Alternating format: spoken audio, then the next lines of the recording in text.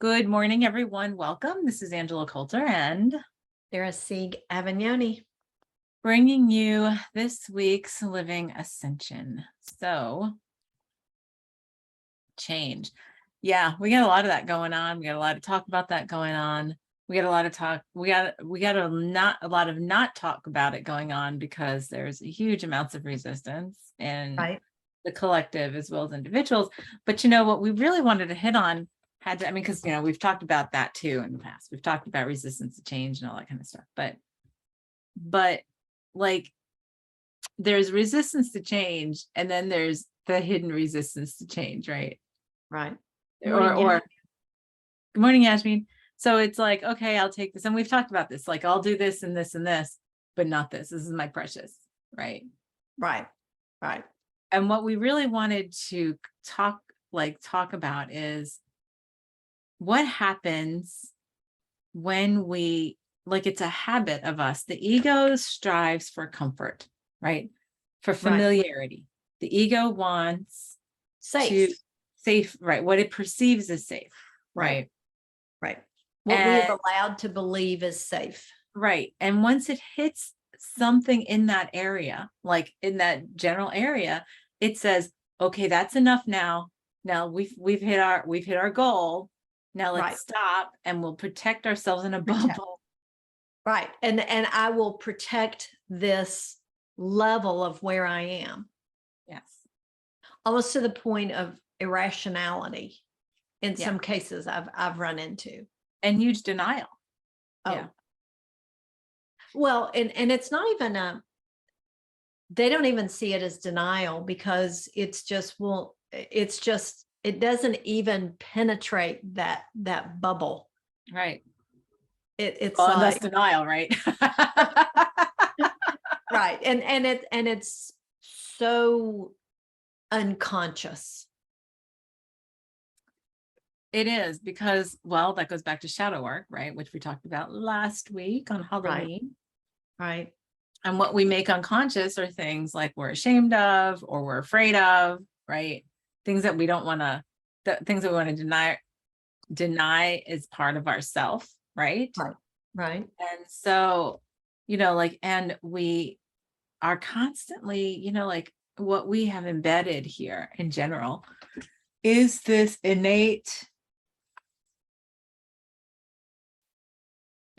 value of defining yourself as good in the way that everything and everybody around you defines good, right? Right. A valuable. Well, and honestly, for me, it came from the way I was raised and the reward I perceived from a certain behavior. Oh, when you said, "Oh, good girl, what a good girl you are for blah blah blah," or "What a good boy you are for doing this," and coming from parents who are stretched thin, whether it's multiple jobs, multiple kids, multiple responsibilities, multiple commitments, to the point where the reward was being the least burden to them. Mm-hmm. I mean, that really shapes or warps your sense of what you need to do. Mm-hmm. Right. And what you believe makes you a good person, right? Which then becomes your comfort zone. If you attain what that good person definition is, then that becomes your comfort zone. So if you believe being good is that out. Right. And you're saying, okay, so being good is not being a bother, like being able to minimize keeping the peace or whatever, then that's what the ego wants to attain, because then it believes it's accomplished its goal of being a good and valuable person based on what it was taught. So then that's what when you reach that, you strive to lock it in and do whatever you possibly can do to avoid changing that in any way. And say, I'm happy now. Right. Because I've attained this. So you attach the happiness to it, the fulfillment to it, like a sense of accomplishment. Mm-hmm. Whether it actually produced that it's a mental activity saying, I have attained this, so therefore I should be happy. Right. Therefore I am successful. Right. And I can tell you over the past, almost 12 years, how many people have been in session with me because they have attained that happy picture and they were not happy. Right. Or they constantly are attracting people in their lives that disrupt that or don't fit the mold, but yet they want them to change because they want them to be in their lives. And it's a Right. constant, but can't you just do this? Can't you just behave this way? Well, and can't you just expect this of me to be that good person that I've defined for myself based on these other factors, right? Right. So it's like this whole like big circle, and it's sort of mind bending, right? When you think about all of the energy we put into fabricating the stage of our reality based on what the ego says is good or comfortable, right? And this is, and trying to lock that in and force everything around it. And so what happens is, especially, I feel like, especially now, right, over the last 20 years or so, oh, excuse me, there's a big yawn already. And when it's like, okay, the consciousness, the expanded self, right, is going, nope. Right. Do you have fun with that? Okay, we had fun with that. We played in it. Now it's time to move on. And then the ego goes, no, no, no, no, no. This is I attain this.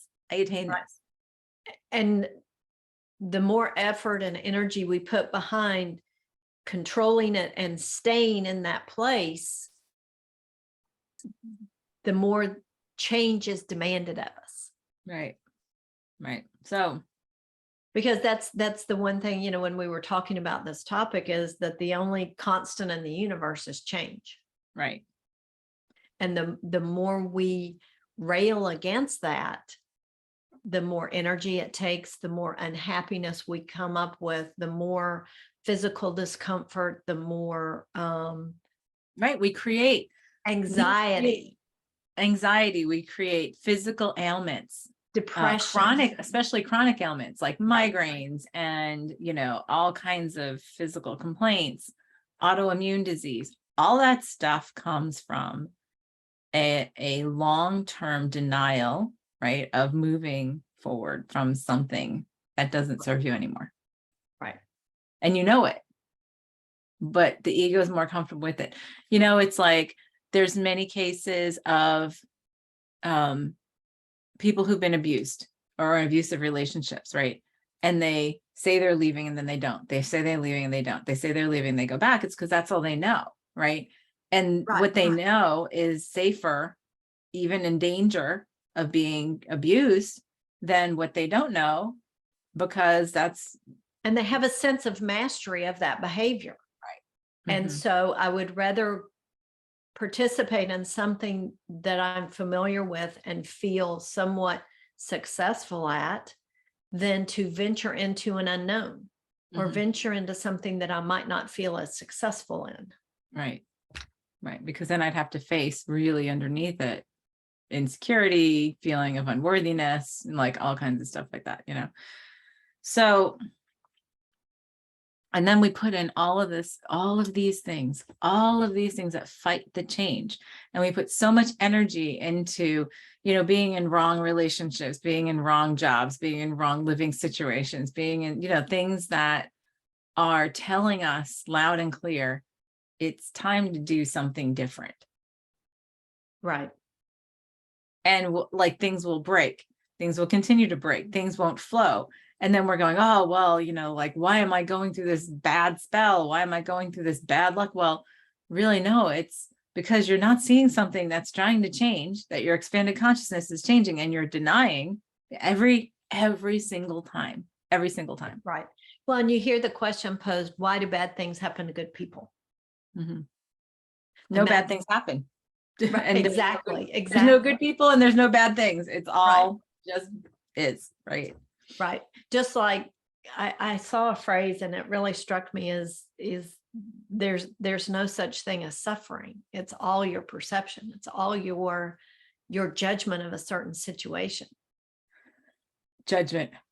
Right. Oh, excuse me. There's the other one. So I'm really not tired this morning either, but the interest, yeah, like, so I've talked about like many times about the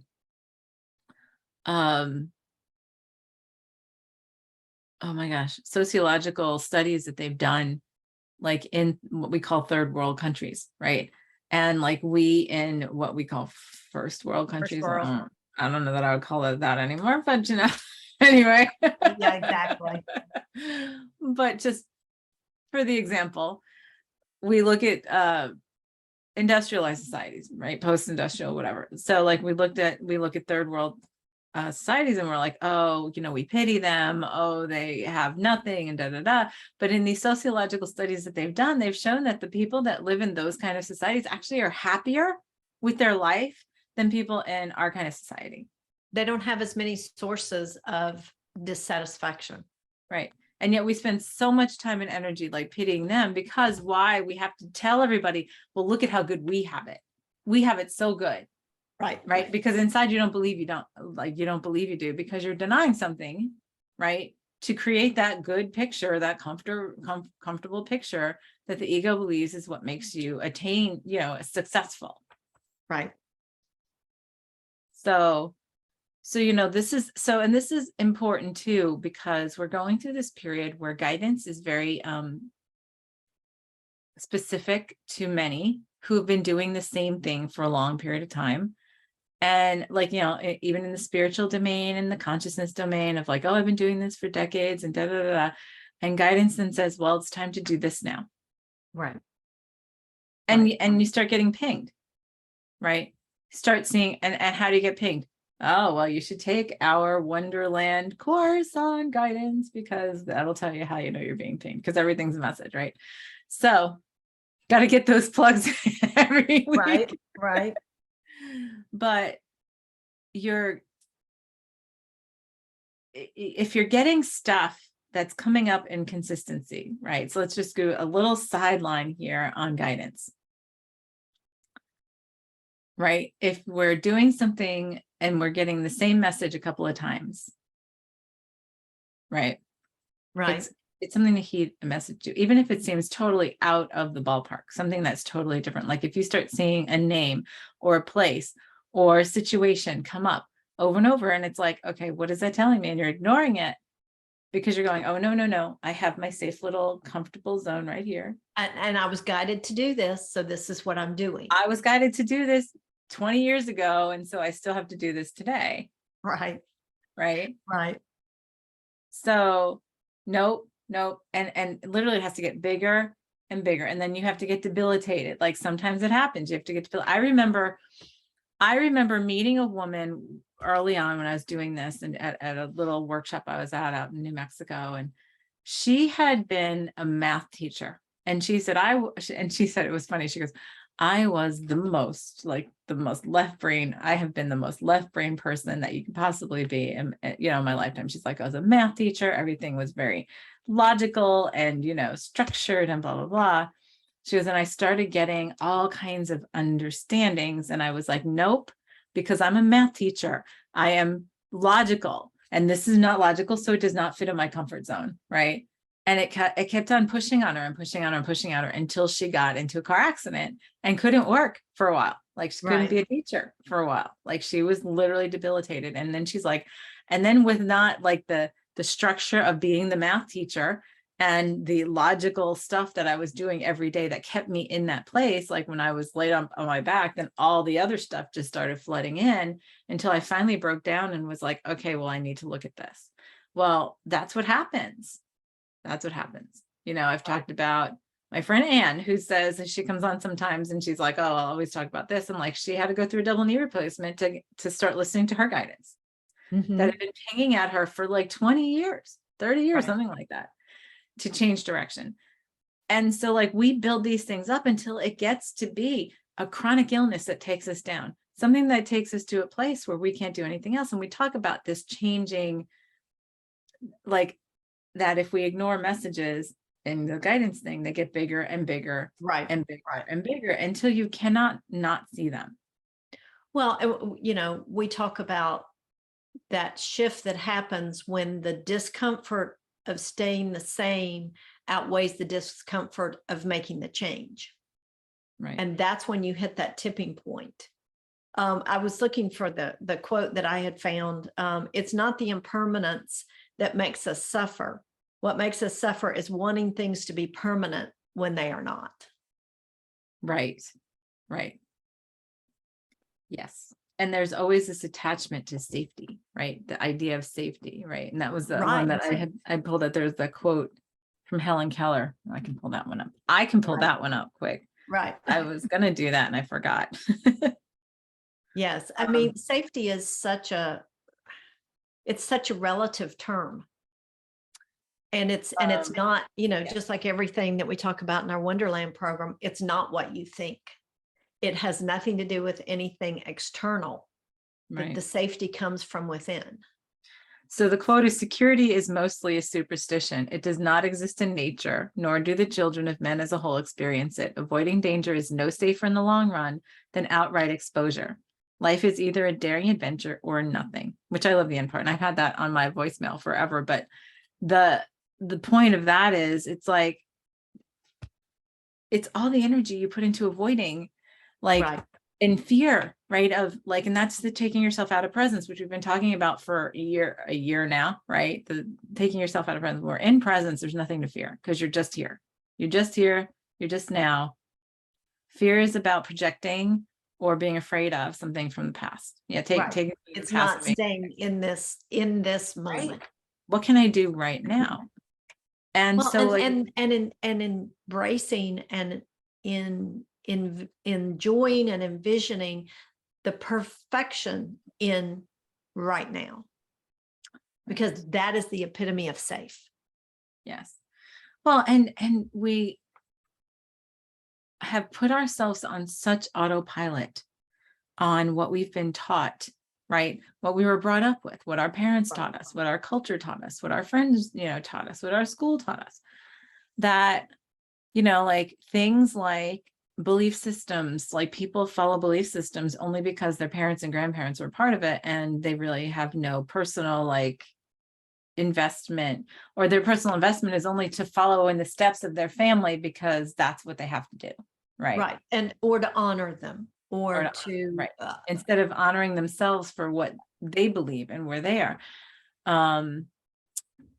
Political beliefs and stuff like that, like on the hot topic, for this week in the United States. But it's like, yeah, how many people just blindly follow what they were taught from their parents or what happened 30 or 40 years ago, instead of, wow,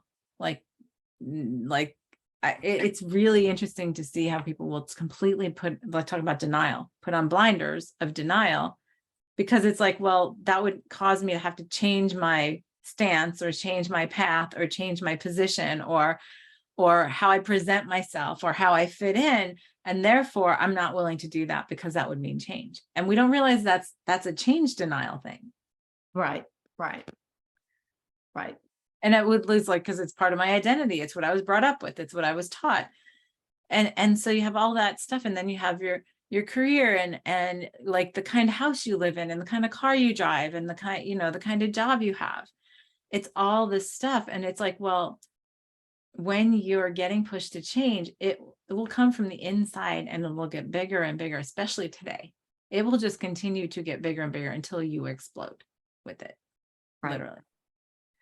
So the key is to, turn around and look inside, look at your guidance, look at your flow, look at what's banging up against you, that look at what's not working, that you're not acknowledging that it's not working.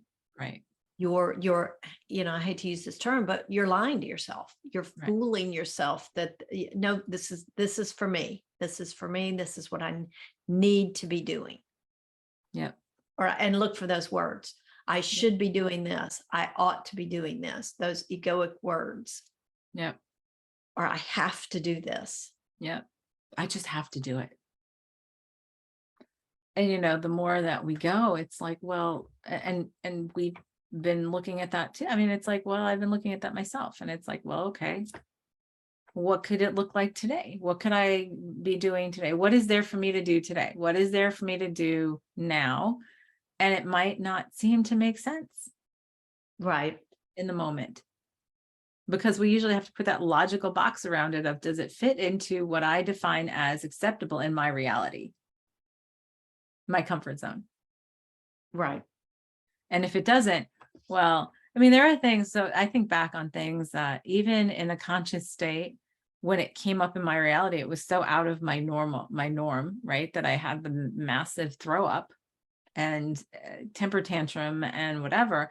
And that's an incredible amount of energy that we put into resisting, instead of saying, and it was like when I shifted and have committed to observing my reaction, right? Observing the ego, observing the triggers, right? Which has been for an extended period of time, but there are still times where it comes up and I'm like, blah, blah, blah, blah. But in the back of my mind, my consciousness is going, just step back and take a breath, don't project it onto others and let yourself have your little temper tantrum. And I do, right? And then it usually shows itself like, what am I resisting? What am I resisting? That's really what the question is. And I think that something that's important to note right now is we're not sitting here saying that everything you do is wrong and that you're not listening to your guidance. It's, you might be surprised at how much energy it's taking that you're unaware of staying where you are. Yes. And that in just taking that moment to say, I'm open to all possibilities, to see, oh, that creates a level of discomfort I was unaware of. Right. Because who doesn't want to be open to all possibilities? Mm-hmm. Who doesn't want to win this Powerball? I mean, who doesn't want that kind of new circumstances in their life? But if you're holding yourself in this smallness that you're totally unaware of, you on some level are pining or longing for something different, but you're just not hearing it. Right. Yeah. Well, or we judge it. We judge the change so much, right? Like, oh, I would never do that. Or I would never, like I was talking to my mother the other day and she's like, oh, nobody should have that kind of money. And I was like, oh, well, I'll take it. I'll take that responsibility. I will take it. No problem. And I've heard multiple people say it. Nobody should have. I'm like, yeah, okay, well then, you know what? Then you don't need to get it. Yeah, don't buy, go buy a ticket and increase the chances that I'll win. Funny enough, she bought a ticket though.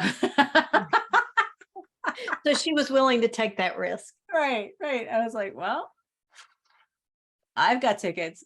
And I said, so therefore I believe I totally would take that. Right. Exactly. But, but the thing is, we do that. Okay. So like, when people talk, well, how do you win the lottery? Well, it's how do you create, right? And your ultimate ability is allowing the openness of discomfort from the ego to say, I don't know how to do this. Like, how do I do this in my entire life? Did you grow up a billionaire? Most people know, right? Right. And so it's like, well, then a part of you in the back of your mind says, I don't know. That would be too scary. People would just take advantage. Like, how many beliefs are back there going, people would take advantage of me. It would be too scary and I would be isolated. Like, there are so many beliefs that go along with having a lot of money, right? Because of how we judge. And so we then unconsciously, what a great example, though, unconsciously then push it away. Yes. We might walk through the steps, but then deep down, you don't believe you should get it, right? You deserve to get it, or you'd ever get it. Oh, well, it's like, I've heard my mother for years, she does the lottery ticket. Oh, well, it's not in my cards. Well, then why are you still buying the lottery ticket? Right. Exactly. So well, and is it to prove that, yeah, you're right, it's not in your cards? Yeah. That's okay. It's more money for whoever wins, right? Which could be me, because I'm totally open to that. Yes. So, but that's a really, prominent example, right? But then there are things like, like that we get that are far more subtle, right? And so that's very easy to see, right? But the things that Right. we hide from ourselves, far more subtle, right? Right. Things like, you know, I don't deserve to have it easy. I don't deserve for life. I'm not worth life being easy. I have to work for things, right? No, Right. no And pain, if no it were gain. easy, everybody would do it. Yes. Mhm. Well, is the concern that it is easy? Right. And why do you care if everybody did it? Because then everybody would be, you know, like fulfilled. Exactly. What if we changed the whole world so we all decided it was just going to be easy and we All are agreed? millionaires. All of it. Oh, well, that's just not special then. Right. And that doesn't make me special. Right. Which then in turn means I might not be lovable, because if everybody's in the same category I am, then my worthiness really needs to shine. And I can't have that. Right, right. And it's funny because some of the biggest resistance I've had, oh, excuse me, in teaching Trinity and whatever over the years has been when I tell people, yes, because the biggest thing that we strive to talk about, we talk about, oh, I'm a healer. Oh, I have special abilities. Okay, you absolutely are special, and everybody is special, which Right. means nobody is special and everybody is special simultaneously. Right. And what I always say is we all have the access to those abilities. It's how we utilize them in our individuality that makes it unique and special, but it's still the same abilities, just expressed differently. Right. Yes. So, and there's nothing that's not making it less important. It's just acknowledging that it's not a hierarchy, right? It's taking away the hierarchy. And that's what we do all the time, right? We're always saying, well, I'm better than this. I have to be better than this kind of person, this kind of situation, these kind of people. I have to do better. And so then we get to that comfort thing that the ego says, well, this shows that I'm better because I live in this house or this neighborhood or this, I have this car, I have this job or blah, blah, blah, blah, blah. Have the spouse and the dog and the white picket fence and the 2.5 kids and da, da, da, da, da. Right. And I shop here. And I shop here. Right. Right. I mean, how many times people say, oh, well, you know, I get all my stuff here. And like, and it's all this kind of, these are embedded and we promote it. Like we talk about, I think we've talked about it multiple times in the past several weeks, right? In the like commercials, the commercials all tell you to do that. Right. That's what marketing is. It's all psychology. It's all brainwashing. Manipulation. Right. So the brainwashing sounds too extreme. Manipulation. Right. But the thing is, we allow that to happen. Like that's part of what we believe. We're available for that. Yes, we are. So it's not that we're judging that. It's just calling attention to where is it that you're running up against roadblocks continuously. Limitations. Where are your limitations? Right. Because that's what's showing you what your resistance, where your resistance to change lies. Right. And it might not be what you think it is, as it always is, right? We always say, how many times have we said that, right? Right. So it might not be what you think it is. Like it might not be like it might be presenting one way, but the question to ask is, well, why is it presenting this way? Why is this presenting in my reality? And why is it presenting this way? Right? What is there for me to see here? Which then you translate is, okay, in this moment right here, right now, what is there for me to do? Right. In this new state of being, yes, what is there for me to do? Right. Right. Or even just to consider, what is there for me to consider? What is there for me to doing? Yeah. And so it's just, and it's so challenging because I know because you and I are continuously uncovering things within ourselves, such minutia of things that we're hiding and we've been hiding from ourselves. And we are committed to doing this work day in and day out. So we know that it's there for everybody. And it's a challenge beyond saying, maybe that's what our intention is today, is committing yourself to seeing those denials, committing yourself to seeing the friction that's being caused by the resistance to change, so that you can finally see it for what it is, the message to shift direction or give yourself a different option that you might not be. And it's not meant as punishment. It's not meant as to create any kind of hierarchy. Like, Right. I'm better than you because I've already seen this, or it's simply a coming home to who you are. Mm-hmm. Well, and it's another tool for us to come home to that. It's Right. another, And it's another form of self-care as well. yeah, absolutely. Yes. So I think that would be our intention, to open ourselves up to be able to see that. Lovely. Yes. Easy peasy lemon squeezy. And to do it with ease and joy and fun, shall we? And love. And love. Absolutely. And acceptance. So everybody take a deep breath, get comfortable, close your eyes, open your heart as we step out of separation back into wholeness and oneness. And we hold ourselves at the vibration where that is our truth. That is from where we exist, create, and experience.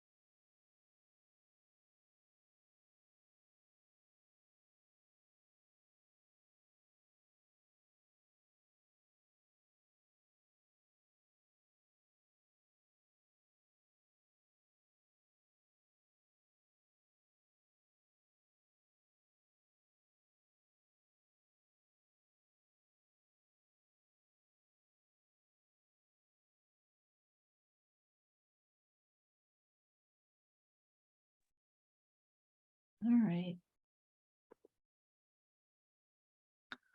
That was a little more antsy than I thought it was going to be for me. That was really nice. It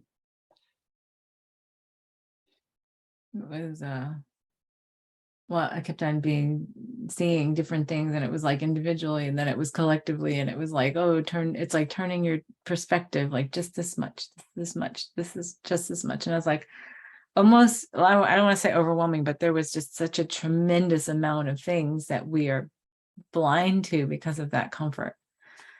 Oh, And absolutely.